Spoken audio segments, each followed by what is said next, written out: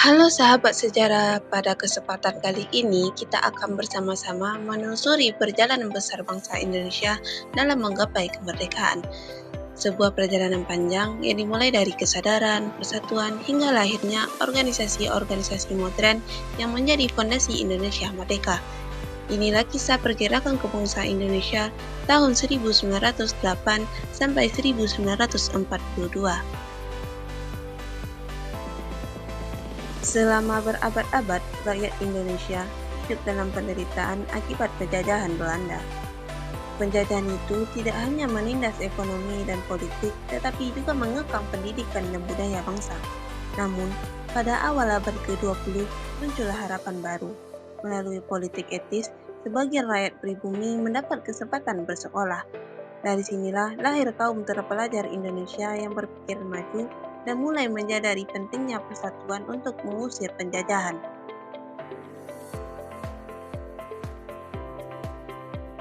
Periode pertama disebut masa awal pergerakan kebangsaan. Tahun 1908 berdirilah Budi Utomo, organisasi modern pertama yang dipelopori oleh Dr. Sutomo dan Wahidin Sudirohusodo.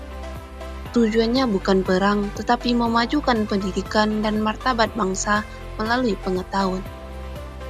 Tak lama kemudian, muncul Sarekat Islam dipimpin oleh Cokroaminoto yang memperjuangkan hak-hak ekonomi dan sosial rakyat kecil, sekaligus menumbuhkan kesadaran dan politik umat Islam. Tahun 1912 berdirilah Muhammadiyah yang didirikan oleh Kiai Haji Ahmad Dahlan di Yogyakarta.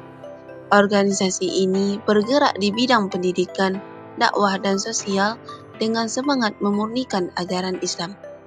Di tahun yang sama, lahir Indeks Partis yang digagas oleh Dewes Dengker, Cipto Mangunkusumo, dan Ki Hajar Dewantara. Mereka memperjuangkan gagasan Hindia untuk orang Hindia, sebuah cikal bakal nasional Indonesia modern.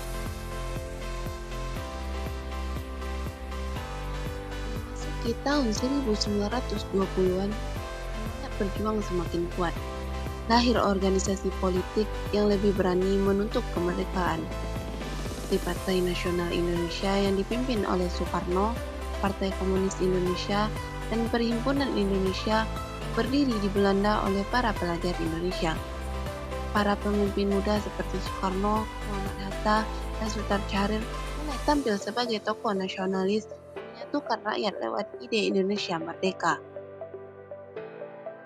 Tahun 1928 menjadi tonggak penting. Kongres Pemuda II melahirkan Sumpah Pemuda yang menegaskan satu tanah air, satu bangsa, dan satu bahasa Indonesia. Untuk pertama kalinya, lagu Indonesia Raya dikumandangkan dan bendera merah putih dikibarkan sebagai simbol persatuan bangsa. Pada dekade tahun 1930-an, tekanan dari pemerintah Belanda semakin keras. Banyak tokoh ditangkap, organisasi dibubarkan, dan kabar dilarang terbit. Namun, semangat perjuangan tidak padam. Muncul strategi baru, berjuang melalui jalur diplomasi dan parlemen. Dr. Sutomo mendirikan Partai Indonesia Raya yang berfokus pada pendidikan dan ekonomi rakyat.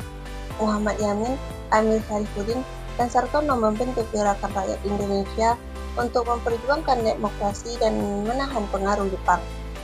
Tahun 1930 dibentuk Gabungan Politik Indonesia oleh Hussein Tamrin yang menuntut pembentukan Parlemen Indonesia serta mengangkat simbol nasional yaitu bendera merah putih, bahasa Indonesia dan lagu Indonesia Raya. Meskipun GAPI akhirnya dibubarkan setelah Jepang masuk pada tahun 1942, perjuangan mereka menjadi fondasi bagi kemerdekaan di Indonesia. Seluruh gerakan kebangsaan menjadi bukti bahwa perjuangan bangsa Indonesia tidak pernah berhenti.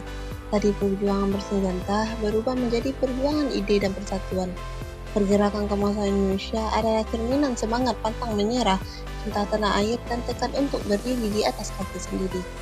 Mari kita lanjutkan semangat para pendahulu bangsa dengan belajar sungguh-sungguh, menjaga persatuan dan bangga menjadi bagian dari Indonesia.